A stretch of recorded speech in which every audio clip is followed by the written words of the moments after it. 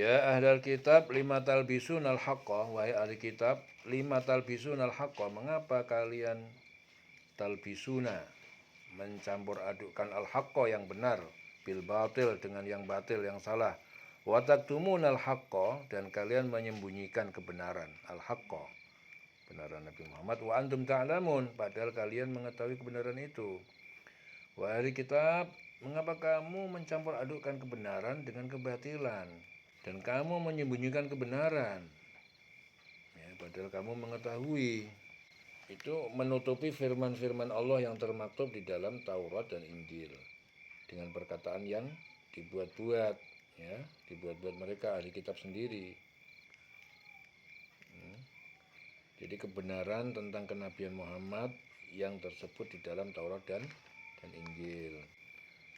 Jadi kalian mencampur adukkan kebenaran yang dibawa para nabi dan yang terkandung di dalam kitab suci dengan sejumlah tuduhan yang lemah, ya, dan penafsiran yang tidak benar. Ya, mengapa pula kalian tidak menyiarkan kebenaran secara jelas, jauh dari mencampur adukkan, padahal kalian mengetahui bahwa hukuman Allah terhadap perbuatan semacam ini amat besar. Jadi menutupi firman-firman Allah yang tertulis di dalam Taurat dan Injil dan mengganti dengan perkataan yang dibuat-buat mereka sendiri, yaitu ahli kitab. Ya. Orang-orang yang berilmu yang mencampur adukkan antara yang hak dengan yang batil dan menyembunyikan kebenaran, membuat kebenaran menjadi samar dan kebatilan menjadi dianggap benar. Ya, akibatnya apa? Orang-orang awam tidak dapat mengambil petunjuk. Ya, padahal yang diinginkan ahli ilmu adalah menerangkan kebenaran kepada manusia, memilah mana yang hak, mana yang batil, mana yang halal, mana yang haram, mana akidah yang benar dan mana akidah yang salah, agar manusia dapat mengambil petunjuk. Oleh karena itu, mereka yang menyembunyikan yang hak memperoleh laknat dari Allah, malaikat dan manusia semuanya. Wa qalat ta'ifah,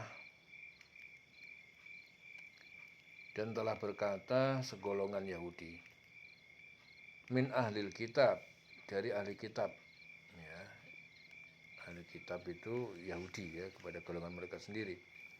Aminu, berimanlah kalian, billadzi unzila ala ladina amanu, billadzi, kepada Al-Quran yang unzila, yang diturunkan, ala ladina amanu, ya, atas, kepada orang-orang yang beriman kepada Muhammad, wajhan nahar, pada permulaan siang pagi hari, wakfuru akhirahu, dan ingkarilah kalian akhirahu, pada akhir ataupun siang hari, la'allahum yarji'un, supaya mereka, orang yang beriman, mereka kembali kepada kekafiran. Jadi segolongan ahli kitab berkata kepada sesamanya, berimanlah kamu kepada apa yang diturunkan Muhammad, apa orang yang beriman kepada awal siang dan ingkari di akhirnya, agar mereka kembali kepada kekafiran. Dalam upaya menyesatkan orang mukmin ini, ahli kitab itu berkata, percayalah Al-Quran yang diturunkan kepada Muhammad dan diikuti orang mukmin itu di pagi hari, kemudian ingkarilah di sore harinya. Bisa jadi dengan begitu kalian dapat menanamkan fitnah keraguan hingga akhirnya mereka meninggalkan agamanya. Ya. Jadi orang-orang Yahudi ini, yakni agar kaum mukmin meragukan kebenaran agama mereka, sehingga mereka mengatakan jika memang agama ini benar, tentu mereka tidak akan murtad daripadanya. Wala tu'minu illa liman tabi'adinakum, wala tu'minu, dan jangan kalian beriman ataupun percaya illa kecuali liman, pada orang tabi'adinakum, dia mengikuti agama kalian Yahudi. Qul innal huda, katakanlah sesungguhnya hidayah ataupun petunjuk, hudallah, petunjuk Allah, ayyu'ta ahadun, ya, ayyu'ta, akan diberi, ya, ahadun, kepada seseorang, mislama utitum, seperti apa yang diberikan kepada kalian, ya. Au yuhajjukum, atau bahwa mereka mendebat kalian, inda rabbikum, di hadapan Tuhan kalian. Qul innal fadla, katakanlah sesungguhnya karunia, al-fadl biyadillah, di tangan Allah, yu'tihi mayyasha, dia memberikannya kepada siapa yang dia kehendaki. Wallahu wasi'un alim, dan Allah maha luas karunianya dan maha mengetahui. Janganlah kamu percaya selain kepada orang yang mengikuti agamamu, ya. Jadi kepada orang yang seagama dengan kamu, yaitu Yahudi ataupun Nasrani, agar mereka tidak jadi masuk Islam, atau kepada orang Islam yang berasal dari agamamu, agar goncang iman mereka dan kembali kepada kekafiran, ya. Maka katakanlah Muhammad, sesungguhnya petunjuk itu hanyalah petunjuk Allah. Ya, janganlah kamu percaya bahwa seorang akan diberi seperti apa yang diberikan kepada kamu, atau bahkan mereka akan menyanggah kamu di hadapan Tuhanmu. Katakanlah Muhammad, sesungguhnya karunia itu di tangan Allah. Dia memberikannya kepada siapa yang dia kehendaki. Allah maha luas dan maha mengetahui. Jadi Ibnu Abbas itu berkata, Abdullah bin Saif, Adi bin Zaid, dan Haris bin Auf berkata, marilah kita beriman dengan apa yang telah diturunkan Allah kepada Muhammad dan para sahabatnya pada waktu pagi, dan ingkar pada malam hari. Dengan demikian kita telah membuat mereka ragu-ragu atas agama mereka, ya, semoga mereka akan melakukan hal yang sama juga hingga mereka meninggalkan agama mereka. Maka turun ayat-ayat ini tadi, wahai ahli kitab, mengapa kamu mencampur adukkan kebenaran dan kebatilan, padahal kamu menyembunyikan kebenaran dan padahal kamu mengetahui. Golongan ahli kitab berkata, berimanlah kamu kepada apa yang diturunkan kepada orang-orang beriman pada awal siang, kemudian ingkari akhirnya, agar mereka kembali kepada kekafiran. Dan janganlah kamu percaya selain kepada orang yang mengikuti agamamu, ya. Katakanlah Muhammad, sesungguhnya petunjuk itu hanyalah petunjuk Allah. Janganlah kamu percaya bahwa seseorang akan diberi seperti apa yang diberikan kepada kamu, atau bahkan bahwa mereka akan menyanggah kamu di hadapan Tuhanmu. Ya, katakanlah Muhammad, sesungguhnya karunia itu di tangan Allah. Dia memberikan kepada siapa yang dia kehendaki, ya. Jadi mereka berkata, jangan tunduk selain kepada orang yang mengikuti agamamu, agar tidak ada orang yang mengaku diberi sesuatu yang sama dengan apa yang diberikan kepadamu, atau menentang dengan merendahkan kalian di hadapan Tuhan, ya. Jadi sesungguhnya petunjuk itu datang dari Allah. Hanya dialah Allah yang melimpahkan kepada orang yang dipilihnya. Ya, sesungguhnya karunia itu datang dari Allah. Dia memberikannya kepada hamba-hambanya yang dikehendaki, ya. Maksudnya jangan kamu percaya dan menyampaikan rahasia selain kepada orang yang seagama dengan kamu, yaitu Yahudi dan Nasrani. Ini maksud agar orang lain tidak jadi masuk Islam. Nah, itu mereka bilang begitu.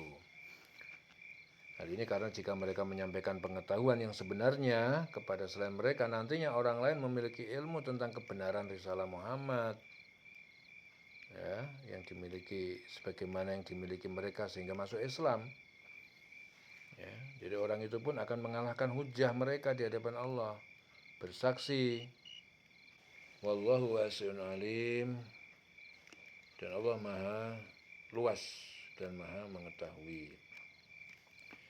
Yakhtassu bi rahmatihi may yasha, ya, dia menghususkan rahmatnya kepada siapa mayyasha, pada siapa yang Allah kehendaki dia kehendaki. Wallahu dzul fadlil azim, dan dialah Allah mempunyai karunia yang besar. Dia menentukan rahmatnya kepada siapa yang dia kehendaki, dan Allah memiliki karunia yang besar. Dan Allah itu memberikan kenabian, kerasulan kepada siapa saja yang dikehendaki Allah itu semata-mata karena karunia Allah. Ya. Wa min ahlil kitab, dan sebagian dari ahli kitab, yaitu orang Yahudi, man in ta'manhu, ada orang yang jika kamu mempercayakan kepadanya bikin torin, ya, harta yang banyak, yu'addihi ilaik, dia mengembalikannya, yu'addihi ilaik, kepada kamu. Wa minhum, dan diantara mereka, man in ta'manhu bidinarin, ada orang yang jika kamu mempercayakan kepadanya bidinarin, dengan 1 dinar, la yu'addihi ilaik, dia tidak mengembalikannya, ya, tidak mengembalikan kepada kamu. Illa madumta alaihi qaima, kecuali kamu selalu berdiri untuk menagih, ya, terhadapnya. Kecuali kalau nagih kamu selalu qaima, berdiri untuk menagih alaihi, terhadapnya. Dzalika bi annahum qalu, itu disebabkan mereka mengatakan apa? Laisa alaina fil ummiyin, ya, tidak ada atas kami fil ummiyin, pada orang-orang yang buta huruf atau bangsa Arab, sabil, dosa atau berbuat apapun, untuk berbuat apapun. Wa yaquluna, mereka berkata, alallah, terhadap Allah, al-kadiba, kedustaan, wa hum ya'lamun, padahal mereka mengetahui. Dan di antara ahli kitab ada yang jika engkau percayakan kepadanya harta yang banyak, niscaya dia mengembalikannya kepada kamu. Tetapi ada pula di antara mereka yang jika engkau percayakan kepadanya 1 dinar, dia tidak mengembalikannya kepadamu, kecuali jika engkau selalu menagihnya. Yang sedemikian itu disebabkan mereka berkata, tidak ada dosa bagi kami terhadap orang-orang buta huruf. Mereka mengatakan hal yang dusta terhadap Allah, padahal mereka mengetahui. Ya. Jadi itu adalah perilaku mereka dalam masalah ketuhanan, sedangkan dalam urusan harta, lain lagi. Di antara mereka ada yang jika diamanatkan dengan 1 kintor, kintor itu adalah satuan ukuran berat yang kurang lebih sama dengan 44 kg. Ya. Jadi jika kau amanatkan dengan 1 kintor emas ataupun perak, melaksanakannya tanpa berkurang sedikit pun. Tapi ada juga yang jika kamu amanatkan 1 dinar saja, ya, dia tidak melaksanakannya, kecuali kalau selalu kau kontrol, kau desak. Hal itu disebabkan apa? Karena orang semacam ini beranggapan bahwa orang selain mereka itu buta huruf, ya, dianggapnya orang selain dia itu buta huruf, bahwa hak-hak mereka tidak terpelihara. Jadi mereka beranggapan bahwa itu adalah ketentuan Allah, padahal mereka tahu bahwa anggapan itu dusta, ya. Anggapan itu dusta. Wa hum ya'lamun, padahal mereka mengetahui, ya. Bala man aufa bi ahdihi, baliknya man aufa, siapa yang aufa, dia menepati bi ahdihi, terhadap janjinya, wattaqa, dan dia bertakwa kepada Allah, fa innallaha yuhibbul muttaqin, maka sungguh Allah mencintai, yuhibbul muttaqin, mencintai orang yang bertakwa. Sebenarnya barang siapa menepati janji dan bertakwa, maka sungguh Allah mencintai orang-orang yang bertakwa. Jadi menurut Abu Hurairah, jadi ayat ini diturunkan untuk menegaskan bahwa di antara ahli kitab itu ada yang jujur dan taat beragama, tetapi ada juga yang berakhlak buruk, ada yang menepati janji, ada pula yang terbiasa mengingkari janji. Jadi mereka itu sungguh telah membohongi, mendustakan Allah. Sesungguhnya orang yang melaksanakan hak orang lain, menepatinya sesuai waktu yang mereka janjikan dan takut kepada Allah dengan tidak menguranginya dan menundanya, tentu akan beruntung mendapatkan kecintaan Allah karena ia bertakwa kepadanya. Ya. Jadi ayat ini mengisyaratkan kewajiban menepati janji. Fa innallaha yuhibbul muttaqin. Sesungguhnya maka Allah mencintai orang-orang yang bertakwa. Innal ladzina yashtaruna bi ahdillah. Inna sesungguhnya alladzina orang-orang yang yashtaruna mereka menjual belikan bi ahdillah terhadap janji Allah. Wa aimanihim dan sumpah-sumpah mereka sama nangkolila dengan harga sedikit murah. Ulaika mereka itu la khalaqa lahum tidak mendapat bagian surga lahum bagi mereka fil akhirah di akhirat. Wala yukallimuhumullah dan tidak akan Allah berbicara mereka karena murka Allah tidak bicara dengan mereka. Wala yanzuru ilaihim dan tidaklah dia Allah melihat ilaihim kepada mereka. Tidak akan dilihat Allah, tidak akan diajak bicara sama Allah yaumul qiyamah pada hari kiamat. Wala yuzakihim dan tidak akan yuzakihim dia Allah mensucikan dosa mereka. Walahum azabun alim dan bagi mereka siksaan yang sangat menyakitkan, sangat pedih. Sesungguhnya orang-orang yang menjual belikan janji Allah dan sumpah-sumpah mereka dengan harga yang murah, mereka itu tidak memperoleh bagian di akhirat, ya. La khalaqa lahum. Allah tidak akan menyapa mereka, tidak akan memperhatikan mereka pada hari kiamat dan tidak akan mensucikan mereka. Bagi mereka azab yang pedih. Jadi suatu ketika ini dikatakan Al-Ash'as, suatu ketika aku bersengketa, dia bilang dengan orang Yahudi karena permasalahan tanah. Aku mengadukan sengketa ini kepada Rasulullah. Beliau bertanya kepadaku, apakah kamu mempunyai bukti? Tidak, jawabku. Kemudian Rasulullah berkata kepada orang Yahudi, bersumpahlah kamu. Aku segera berkata, wahai Rasul, jika ia bersumpah, tentulah tanahku akan hilang. Ya, atas masalah itu Allah menurunkan ayat ini. Sesungguhnya orang-orang yang memperjualbelikan janji Allah dengan sumpah-sumpah mereka dengan harga murah, mereka itu tidak memperoleh bagian di akhirat. Allah tidak akan menyapa mereka, tidak akan memperhatikan mereka pada hari kiamat, dan tidak akan menyucikan mereka. Bagi mereka azab yang sangat pedih. Walahum azabun alim. Ya, bagi mereka adalah azab yang sangat pedih.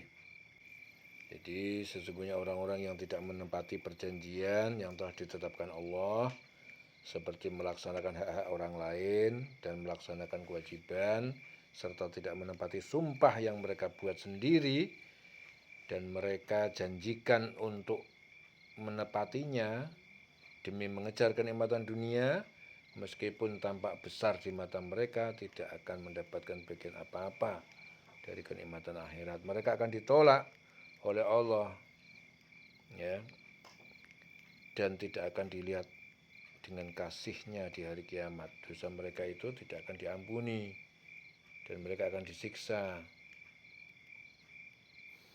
Jadi ayat ini diturunkan berkenaan dengan orang Yahudi ketika mereka merubah sifat Nabi Muhammad. Ketika mereka merubah sifat Nabi Muhammad, ya, dan pesan Allah kepada mereka dalam Taurat. Ya. Demikian juga berkenaan dengan orang-orang yang bersumpah dusta, baik dalam berdakwah maupun dalam menjual barang dagangan. Termasuk di dalamnya orang yang mengambil upah terhadap hak Allah yang ditinggalkan maupun hak manusia yang tidak dipenuhi.